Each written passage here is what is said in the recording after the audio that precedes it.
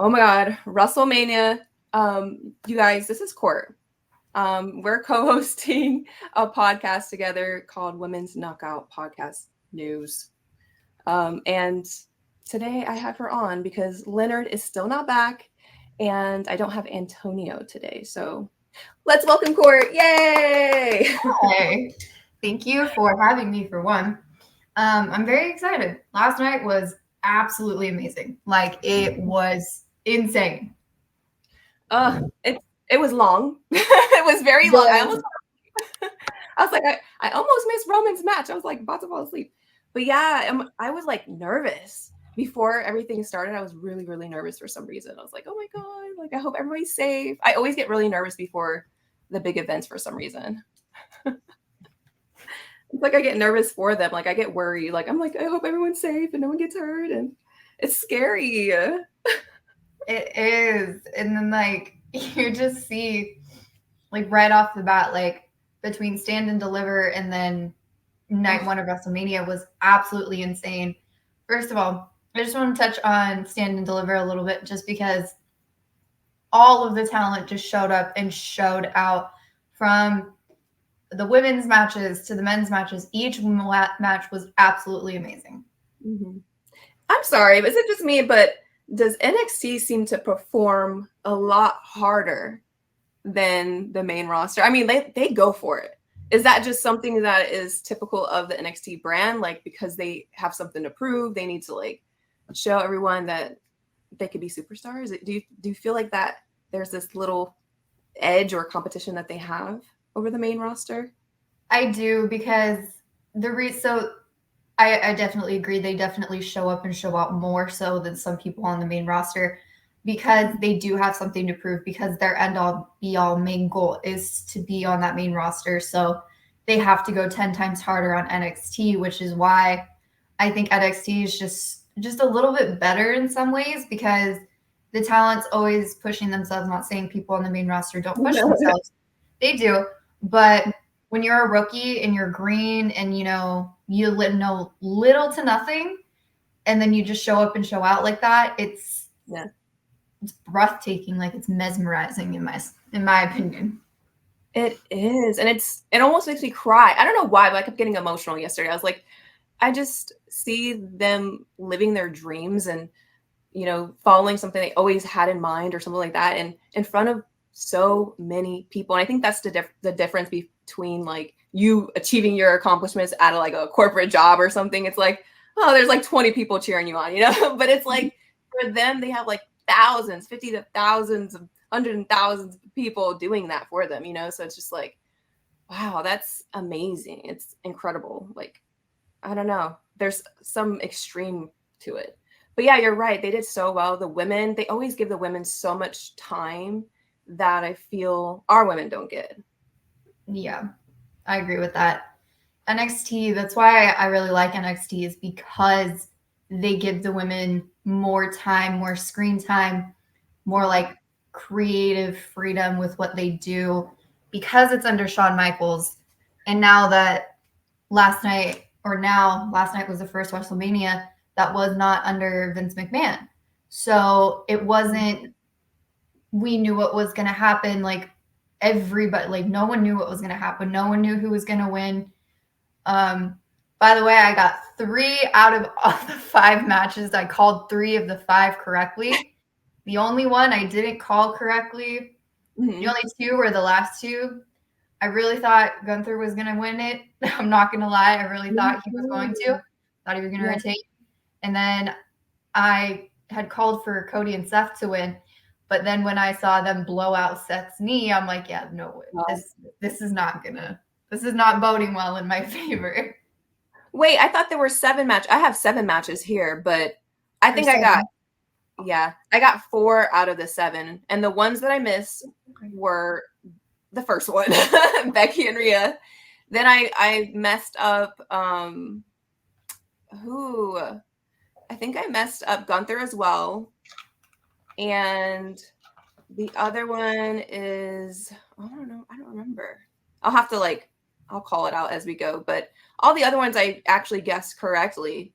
But yeah, I was a little baby part of me was a little bit shocked about the Becky and Rhea, just because I felt, I thought they were going to do like this big upset, but that was, I always go for the unpredictable storyline. So that's my thing. Fun fact, Becky also fought last night with strep throat. And 102-degree, fever, I heard. Yeah, I saw that. I felt bad for her, and someone had, not someone, but a lot of people had commented that she looked different or something, like it wasn't, she wasn't performing as like tough and stuff. And I was like, really? Because I felt like she did. There was a few moments at the end where I felt like she was starting to get a little tired and stuff, but that's crazy. It was freezing cold out there too. And a lot of people were saying like, oh, the crowd's not loud enough and yada, yada, yada. And I'm like, okay, you go stand out there. It's like 40, it feels like 40 degrees out there. That's why I'm saying WrestleMania needs to be in Vegas, not in Minnesota, because I'm trying to look cute for Mania next year. I'm not trying to wear a snowsuit next year. A part of me feels like they're gonna do Mania like out of country or something, because I remember Triple H saying something like that. Like he's like, I want to start doing these big events in other countries and stuff like that. And as we saw with Elimination Chamber, obviously it could be successful, especially because people don't get those a lot. So I feel like a lot of people would book that out. But yeah, it was great overall. Stand and Deliver was awesome. I am terrified of Dragunov. Keep that man away from me. If for some reason I ever agree to get in a ring with him, put me in the mental institution, okay? Because there's no way I would ever want to fight that dude ever. I think he should just retain that title forever until he is moved up to the roster. I don't know. Like, do you see that man, how that man works out? He works out so oddly. Like, he'll be able to bench press a whole house and no one's going to be able to, no one's going to be surprised by it, because he does, these really weird workouts. And I'm like, what? Did he kiss that dude? Like, I'm like, I thought I saw a picture or something. Did he kiss that dude? It happened quickly. I don't know. He might have, but I have not heard of this. This is the first time I'm hearing of this. I saw a picture, but people can manipulate pictures on Twitter, so I didn't know if it was a real picture or not. And sometimes I take my eyes off the screen, so I wasn't paying attention and stuff. I'll have to look at it back. But Roxanne ended up stealing the title, and Lyra lost by a submission. Like that. Yeah. I was like, what? How do you feel about it? Sorry. That match was amazing. Part of it was because I love that she used the crossface bank statement. Like, she uses Sasha's move, and I love that, because you don't see many people use her moveset anymore. But when I see people do the bank statement, sorry, I know it's a crossface, but to me it's always going to be the bank statement. So just seeing her do that and then hit the pop rocks right off the bat of that too, I was like, ooh, that was amazing. I was pulling for Roxanne to win anyways, just because, one, I really loved the storyline that they put her in when she was the champion.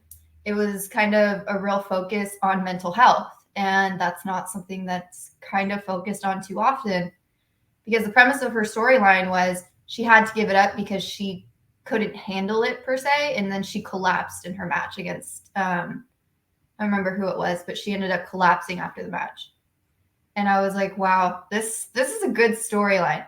So to see her redemption and then her heel turn at the same time, because it just makes sense, because anybody that's been in that position knows if you're pushed far enough, you're gonna snap. And then she snapped. Yeah. I will say, though, it's hard. It was tough for me seeing Roxanne try to play a heel. I just can't get over her not being a heel. It was hard for me to switch, and I didn't feel moved by her heel change. It was just hard to let go of the baby face of her. I don't know. It was just too difficult, I think. I think there are just, for me, some people that don't have to be a heel. They don't have to be a heel, or they don't have to be a baby face. I don't know. It's difficult. I feel like they do that in NXT so that they have a chance to portray that role just in case they need to play that in the main roster, you know? But I'm just like, I was actually wanting Lyra to retain, but you know, Roxanne got it back. Let's see what she does with that. I think they're definitely going to play up on the fact that she was injured. Lyra was injured, so she didn't win, you know, at full strength or something. They might go with that little storyline.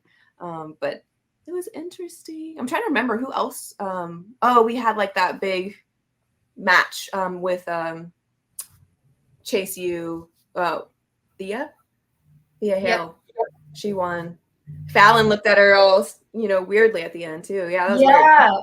And then I watched the backstage interview when they went backstage, and just like Fallon's face, like you can tell that a heel turn is coming here soon, because I'm not sure what happened during the match with her, but I know she was on the outskirts most of the time, because when she was going against Kiana, Kiana had said something to her when they were on the top rope. I'm not sure what she said, but you could tell that she had said something to her, because Fallon then nodded her head and she's like, okay.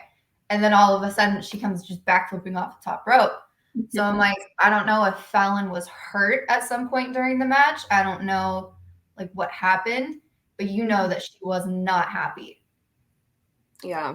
I love her. Love Kiana. I love Fallon, Lash, the new girl Jasmine. She's cool too. She does really nice movements. Kalani. And now they have the Intercontinental, right? Title. The North American Women's Championship. Oh, okay. Yeah. They have a new title before the main roster. I know. And I'm like, main roster, please get a mid-card title for these females. Like, you have one for the men. Now you have one for your developmental stage.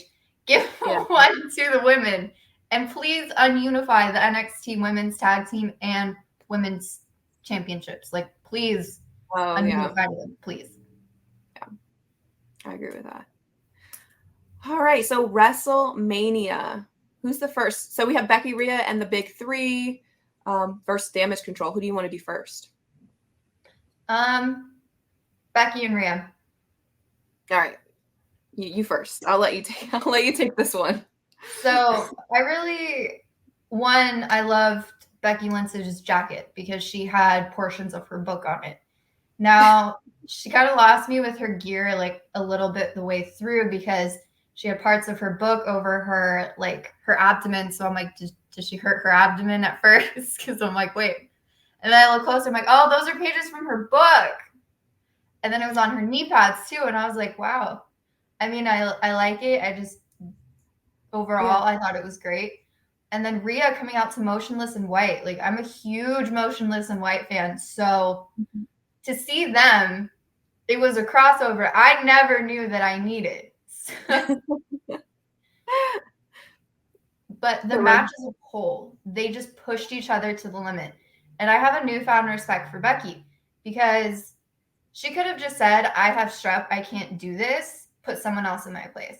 But she went out there, like you said, with 101 or 102 degree fever. She went out there with strep throat. Now, what most people don't know is strep throat is not contagious after a certain amount of hours. It's normally the first 24 to 48 hours. It's wow. Contagious. I was worried about that. I was thinking that. I was like, oh, you know, is that like safe? I don't know, but I didn't know that. For all we know, she could be on antibiotics and be towards the end of it. But she still went out there and she still gave it 100%. Because I've had strep and that is hard, like, to push through. So to see her push through that was amazing. And she didn't give up. She fought the whole time. Like, there were parts where you could tell that she was starting to get tired, but she pushed through it. And then there's Rhea, who absolutely dominated, did absolutely amazing. There were times where I thought she was going to lose. Yeah. It was like those near falls is what makes the match so much better. Yeah. I'm just happy that they gave us that, you know, because looking at the two, obviously there's such a difference in size, but they still made it to where it was believable. And I love when they do that. You know, they need to add those little moments like, oh my gosh, Becky kicking out of the riptide. I screamed. I literally was like, ah, like, oh my God, I can't believe she just did that. Like, what? Is she the first one to kick out of a Riptide? I can't remember. I feel like she's the first one. She might be. Yeah, she is the first person to kick out of Riptide. And so I was so elated. I was so excited. Like, it was like a mouth, dropping moment. I was like, or jaw dropping. I was like, oh my God, I can't believe this. And that's why I was like, oh, she might actually win, because Becky used to have a lot of, fans. She used to have a lot of power. And now we're literally seeing that Rhea is taking over that now. She has a lot of star power right now. And I think that's going to take her very, very far.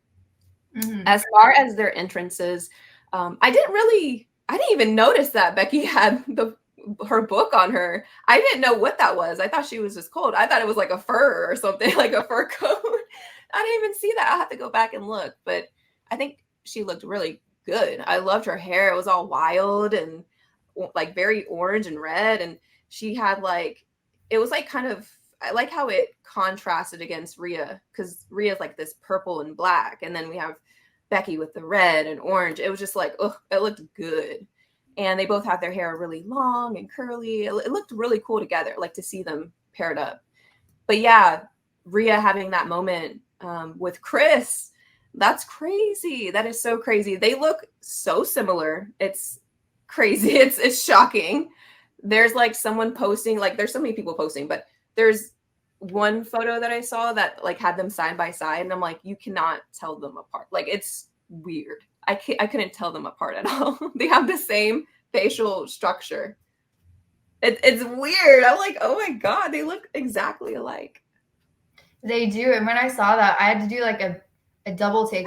So for me, doing a double take is low-key painful. I was like, like I had to stop, and I was like, whoa, hold up. For people on the podcast, Courtney's in a neck brace right now, so that's why she's saying this. Yes, I am. But I don't let it stop me anymore. I just roll. Yes. What were your favorite points in the match? Definitely Becky kicking out of the Riptide, because I did not expect that to happen. I was like, oh, she's just gonna take the 1, 2, 3 after this. But no, yeah. She kicked out right at 3 or at like 2 or something. And I was like, whoa. And then when you had Rhea that was like picking her up and dropping her, picking her up and dropping her 3 times in a row, I was like, okay, there's no way Becky's kicking out of this.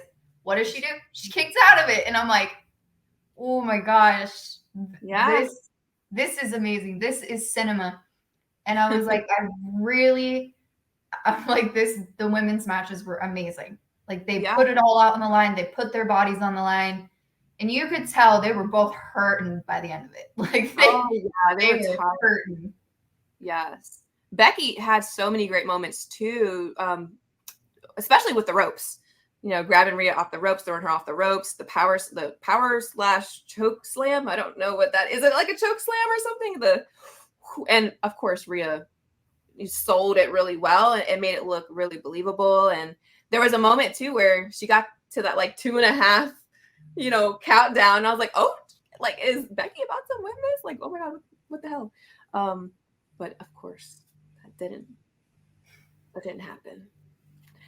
To my dismay, it did not happen. So I'm trying not to become too like upset about how things turn out, because this is what I'm like learning about wrestling, because after rejoining you guys last year. So don't be too hard on me, okay?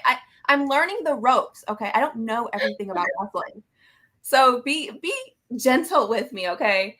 But I came towards the tail end of like Bianca's 2-year reign. And now I'm understanding that, this is basically Rhea's 1.5 or 2-year reign, So it's kind of like, I'm upset because I'm like, oh, Bianca should be on top of everything. She should be winning. Like, what the hell is going on?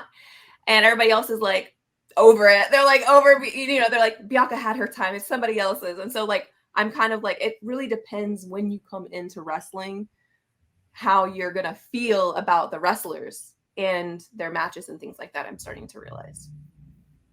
Definitely. I also think part of the reason people had a problem with Bianca's reign as a whole was because from what I read, people were not getting gripped by the storyline within the run. From what I read, people were getting more interested around the time she went against Alexa Bliss, because you had Bianca, who's just like this normal person that, is the champ, and there's like, she can't be touched. And then you have Alexa, who's being influenced at that time by Uncle Howdy. So at that point, she's got like split personality. So when she sees something, or when she's triggered by something, i.e., a mask or a video vignette, like during the match, she loses control. And then I was reading, a lot of people were interested in that because they didn't know which way it was going to go. That was the first time in her reign where they didn't know what was going to go. We all knew she was going to dominate damage control. It happened every time. So that's why they hated on her, because she was too good. Basically, yes. It's funny because I feel like I don't like Rhea's character because of her storyline and what she did to the women. But I'm intrigued by her actual wrestling performance and her, her skill set. With Bianca, it's like, I don't care about her storyline because she's just so like powerful to me. I don't know. And I don't care if she beats everybody, because I feel when you look like that and you perform like that and you do so good, you should be beating everybody. Like, that's just how I think. But I get it. Everybody gets so upset. They're like, no one can beat Bianca. But now we got, the big three. So this kind of, moves really perfectly into talking about the big three and damage control. The entrances. Oh my God. Their entrance gave me chills, because I went back and watched it earlier before I came on here, just to kind of like brush up, because I had missed that match because I was dealing with something. So I had missed that match. So I went back and watched it beginning to end. The Kabuki Warriors, I love that they paid homage to their Japanese heritage with the cherry blossoms and everything like that, with the dancers. Like, it was amazing. I do agree though, not Bianca, Dakota does kind of stick out like a sore thumb. Not gonna lie, like you saw that yesterday, just like within the entrance. But even the beer. Yeah. They didn't. You had Asuka and Kairi, who were coordinated with each other in what theirs was, and then there's just Dakota. And I'm like, I love Dakota, don't get me wrong. I'm like, but what is her purpose with them right now? That's my thing. Their entrance was cool. They were dominating some of the match, but the big three's entrance, it very much so gave female Avengers. Very much so gave female superhero versus female villain. So when I saw their entrance and their poses, from the way they were standing to the way that they stepped off the platform, I'm like, this, I have chills just talking about it. Because that entrance was phenomenal. You just had their silhouettes, and then you see Bianca like swinging the ponytail. You have Naomi, who's like standing like a superhero, and then you have Jade hitting her signature pose, and I'm like, chills everywhere. Like, this is amazing. The music was on point. Yes. Everything was just well done, Triple H. Well done. Yes, and I think they have some input on that too, about how they're like, what they want. And, I'm sure it gets approved and stuff. Because I know with Bianca, just watching her documentary when the last time she had it with the kids, the dancing group, she coordinated that herself. But I'm sure they get approval and stuff like that, because they they're so well coordinated. And to speak about coloring and coloration, because I followed your advice last time, I loved how Jade was an all silver, right?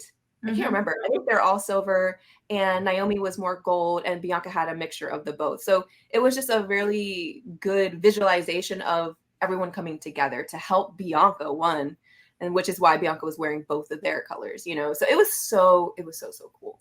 It kind of reminded me of the Beyonce. Yeah, like it reminded me of that when she was singing and she goes up on the thing and the platform. And the funny thing about it is a lot of people make like jokes or references that Bianca's gear sometimes resembles like the Renaissance like album or whatever, like her how they did like the cowgirl thing. And so I really think they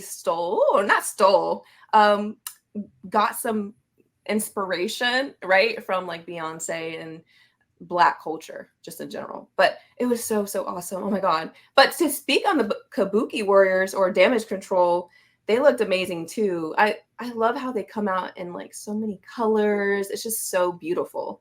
And then we have Dakota in like all black. Like she really does kind of stand out, but she looked good. She kind of looked like Jessica Parker to me. Like, I don't know, like just a little bit in that moment. I was like, wow, she looks really beautiful. But they did good too. They did so freaking good. And I like that you used the word superhero, because that's literally the word that I said out loud. I was like, oh my gosh, Bianca just looks like a superhero. And so does Jade, and so does Naomi. They look like superheroes. Like they look not like your average human being. Like they are extraordinary, right? Like they do so much more than what I could do when in terms of lifting, the stamina, the speed. It's just excellence. It's just excellence. And so is Damage Control. They just don't have as much power, but they have that speed and their agility, their ability to be so flexible and stuff like that, that scrappy nature, which I appreciate too. What my favorite point in the match was when Asuka had accidentally misted Kyrie in the face. Now, I couldn't give it to Bianca because she knew that was coming. So she ducked underneath Kyrie and slid behind Asuka. Yeah. I was like, I don't know what's going to happen here. I was like, but if Damage Control's track record stays as it is, one of them is getting the boot here soon. I'm not sure who, but one of them is. That's the thing, is like anytime Asuka's in a fight, we know there's going to be a miss, especially for a bigger event. We know there's going to be a miss moment. When is it going to happen and what's going to happen? And so I love when it's a mistake missed on their own team or something like this, or they, get somebody random. But I just got the visualization of Dom getting misted like a while back, like a while away. But yeah, I love when they like miss someone. She missed someone that's not part of it, or is an accident or something like that. But obviously we got the perfect KOD. Did Naomi hit her split? I don't remember. She did. I think she did it a couple times. Yep, she hit the split. One day I would love, producers or whoever creative, please one day give us the moment where Bianca does her little flip onto like multiple people and she pins them all. I want to see that so bad. I want to see that so bad. We got very close to it yesterday because she had them laid out all next to each other, one by one, and then they all kicked out at 2. I would love to see that one day, is Bianca pinning like more than one person at one time.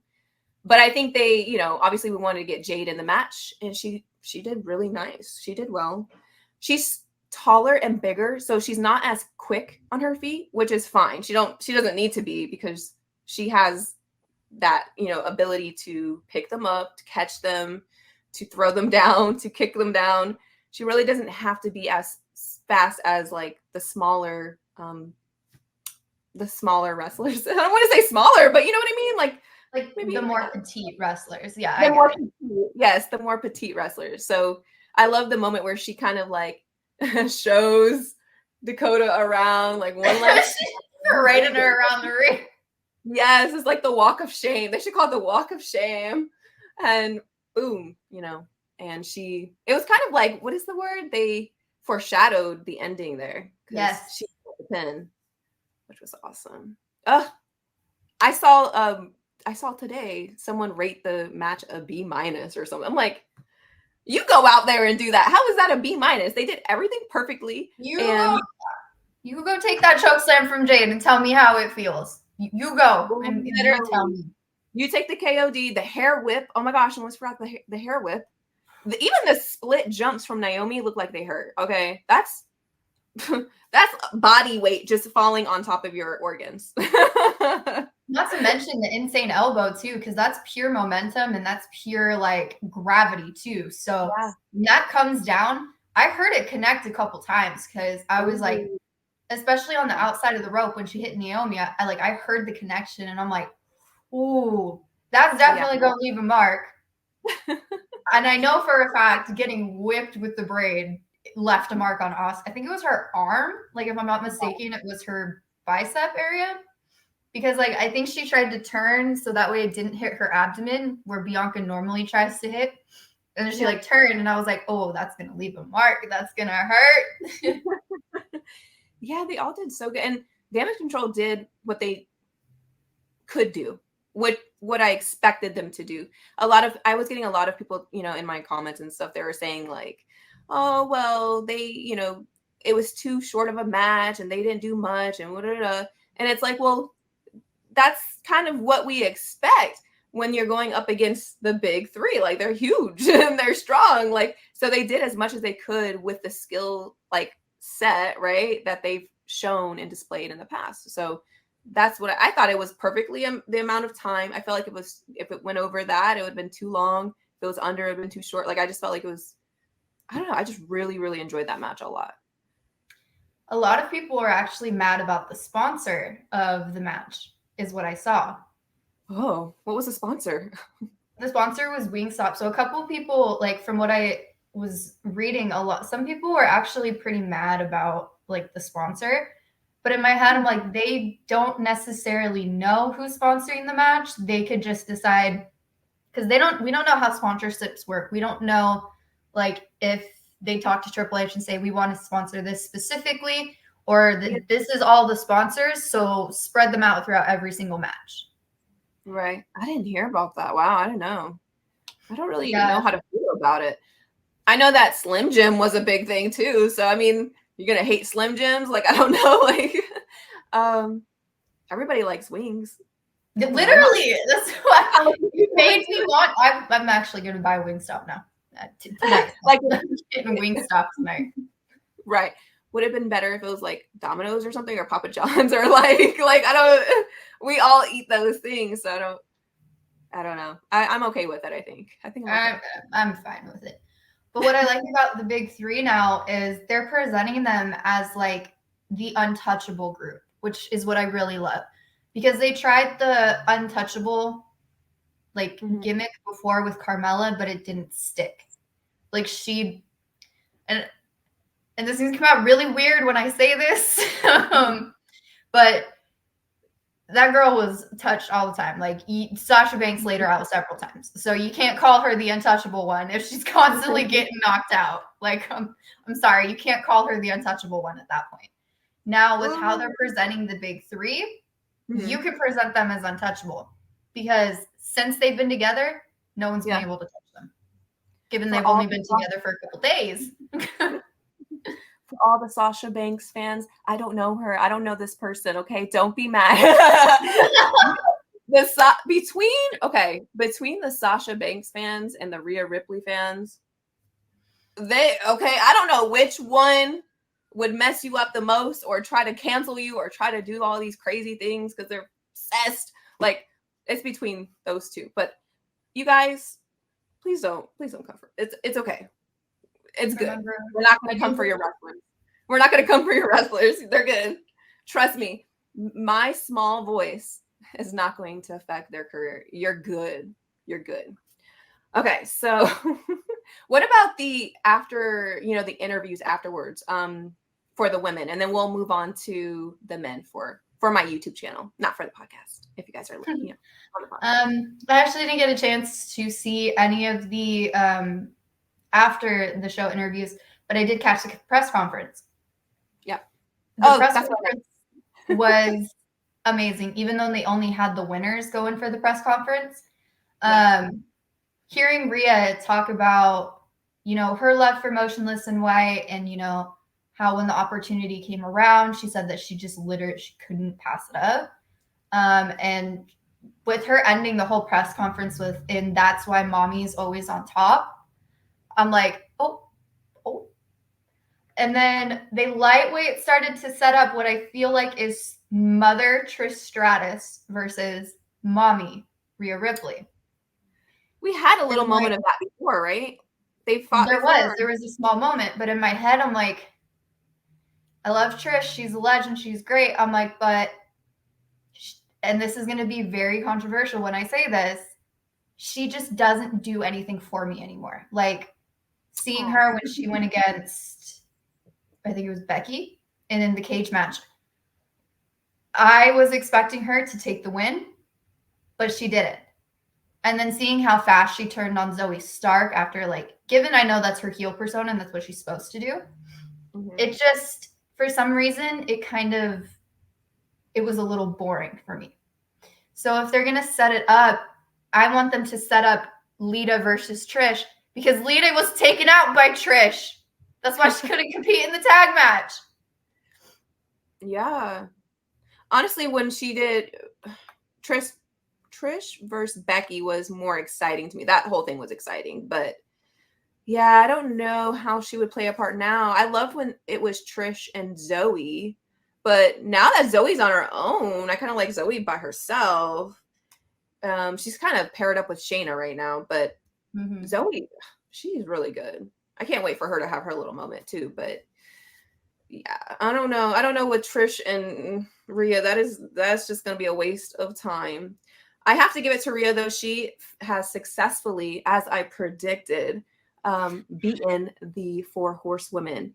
As I was like, I feel like they just want to, give her all of these little moments and accomplishments so that it makes her feel or seem like unbeatable. And they're going to build her up to this crazy level to where it's going to have to be like either Bianca, Jade, or somebody like that that's going to conquer this. But everyone's thinking Liv, and I'm just like, I'm like, I don't know about that. I love Liv, but I don't know. That would be a really big upset, in my opinion. What do you think? I have to agree with that, just because on the front of them, their whole premise of Liv Morgan's revenge tour is just end all be all WrestleMania. Well, they're slowly slacking on that story, because if that's the avenue you really wanted to take, why not have her win the Rumble? And why not, like, because she came runner-up twice now. She's within arm's reach of it, and it's gone just like that. So, not saying Bayley didn't deserve to win. Huge fan of Bayley, always will be a fan of Bayley. But if that's the route they were going to take, and they wanted that storyline to present, they needed to have her win the Rumble instead of Bayley. Because the way I see it, either way, Bayley versus Io was going to be set up because she was already slowly being etched out of Damage Control. So no matter what, I think that story was going to keep going no matter what. So if I just don't see what Rhea is going to do next. I'm excited to see what she does next, but I have a very bad feeling that they're just going to re-go over the Liv and Rhea story. Well, first, to do that, you have to have some sort of direction, and there is no real direction here with the story. Like, you just got Liv, who's unhinged and pissed off at everybody, and then you have Rhea, who's just like, you can't touch me. You can try, but you can't. You're right, though. Okay, fine. She didn't win Rumble. I was like, all right, whatever. That's okay. But then I'm like, well, if the whole thing, the Liv Revenge Tour was to take everything away from her before WrestleMania, I think she said before WrestleMania or at WrestleMania or whatever, like, why wasn't she there? Like, why didn't she sabotage the match, or why didn't she sabotage or do something to ruin the moment? Like, I was shocked that there was no interference. But I felt like when they announced that Rhea and Becky were first up, I was like, oh, they're not going to do it, or it's not going to be what we're thinking or what we're expecting with, the interferences. And like, I knew that confirmed to me that Rhea was going to win, because I'm like, why are they the first match? But they just had so many moments to use Liv to ruin it for her. So I'm just like, ugh, it's pissing me off. It's pissing me off. I'm like, I don't feel whenever Rhea does lose, the title, I don't think she's gonna lose fairly. I think she's gonna have to get double teamed up, or like something's gonna have to happen. They tried to a little bit use the like injury angle on her, and so I was like, maybe they're gonna use the injury angle or something, but I just don't see her losing fairly or anything like that, unless it's against Bianca or Jade. I gotta stop putting my predictions out there because I feel like these Hayden, fans, they go back and they say something, and I'm just like, no, because it's almost like they want to do things to make me mad. I'm like, they're gonna take this idea and like, now she's gonna win this and she's gonna do this, and I'm like, oh, I need to stop jinxing myself because I don't know. I don't want Bianca and Rhea yet. And I've noticed Rhea's been using Bianca's name a lot in interviews and like kind of teasing that. I'm just like, no, I don't want that yet. And if that does happen, I'm team Bianca, but I don't want that. I don't want that because I just feel like right now her momentum is too high. And I just feel like it'll be a popularity thing. She's gonna beat Bianca, and I can't deal with it. I can't, not yet. They need to first build Bianca up more, and they are doing that now. She's, winning against Damage Control now and all that. So I don't know. I just I need revenge for what was done to Liv and Raquel and several other of my NXT babies because of Rhea and Dom, and I'm over them. Speaking of that, Judgment Day. I'm sorry, but what were their masks? Like Damien and Finn, I'm sorry, but their masks, Damien's was giving Skull Island disco ball from Scooby-Doo. And Finn looked like that. Irish luchador. And I'm just like, they play into that weird, like, because wasn't Damien like leading him or something? It was very like dominatrix in a way, in my opinion. Okay, I don't know, but it felt like that a little bit. It was just very odd. What? Are you laughing? No, because I absolutely agree. And I saw somebody was like, please God, don't let Dom join Legado del Fantasma. I need them to, this tweet made me laugh so hard. I need them to stay with his gay emo friends. Okay. Judgment Day, and I'm like, that's not funny, but it's funny. Yes. There's definitely some like undertones of that for sure. But yeah, I feel like Judgment Day is gonna break up. So at least I have a little bit of happiness. Okay. Sorry, Rhea, but Judgment Day it's crumbling a little bit. What's going on? What's happening? It very much is. And then in like the 6-pack tag team match, complete and utter chaos that ended up turning into a tables, ladders, and chairs match out of nowhere, which I called at the very beginning. Like I called that. We'll get into that too, but I'm curious to see how Rhea's gonna handle it, if they're gonna split up on Monday or what's gonna happen with that. But what about the press conference for the big three, and then we can move to the men's? So the press conference for the big three was, one, it was really eye-opening in some senses, and two, it made me have all that much more respect for all three of them. Just between the camaraderie between the three of them, how Naomi inspired Bianca to be so incredibly open and just welcoming with Jade, because that's how Naomi was with Bianca. And then just seeing them be so like solid together, and then hearing that it was actually a creative idea for the representation of the three of them, that just warms my heart, because I come from a mixed family.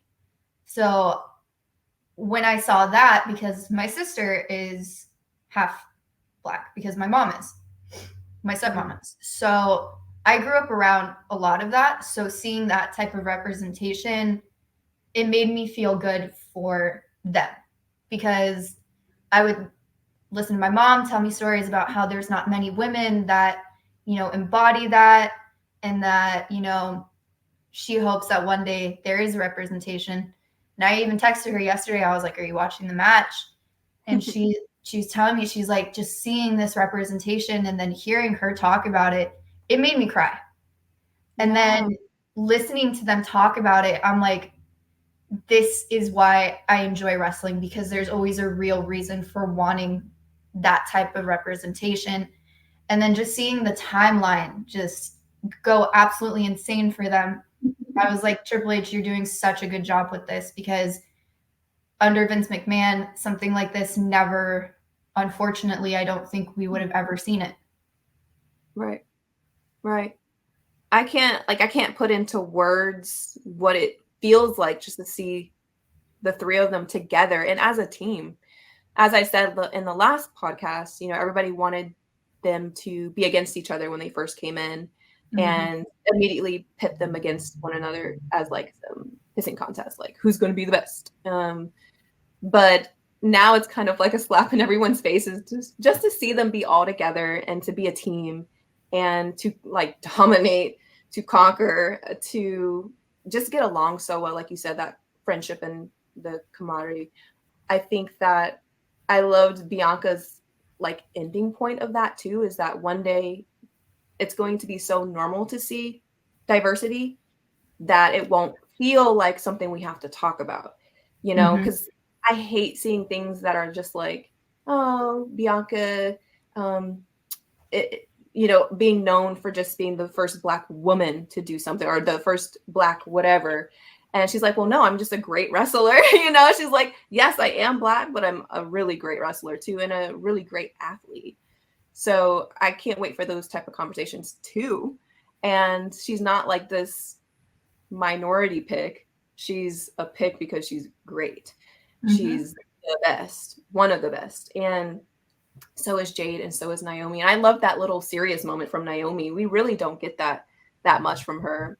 And I'm sorry, I just like got a flashback of her glowing gear. Like she was glowing all over. She looked amazing. I can't forget them. Like, but yeah, just seeing them have their own individuality, which we saw in their gears as well. You know, with her glowing, her big hat, Bianca with her signature gear look, inspired look, just incorporating different things, and Jade with her gear. I mean, they just, as a team, they have an identity as the big three, but they're also individuals with their own identity. And I think that was the point Bianca was trying to make too, is that we're good together, but we're also amazing by ourselves.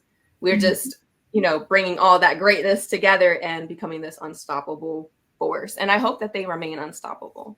And Bianca remains undefeated at WrestleMania. I saw your little tweet. She is undefeated, I believe, for the third or fourth year in a row now. It's fourth year. Fourth year in a row. And I really do hope they continue this streak. I hope they take it to a like Undertaker type level of wins, because she is the first woman to ever be undefeated at WrestleMania, if I'm not mistaken. I could be wrong, but from what I understand, she's the first. Hopefully it stays that way. I don't want to put it out in the universe, which is going through my mind right now, because I don't want it to happen. But yes, it's okay. she is going to. Yes, she is going to remain. But she has so many accomplishments too. With her and Rhea, they're just so evenly matched. It's crazy. Like they have a lot of accomplishments under their belt. But I'm excited to see what they continue to do. And the women did really great so far. And I can't wait to see what Bayley and Io do tonight. So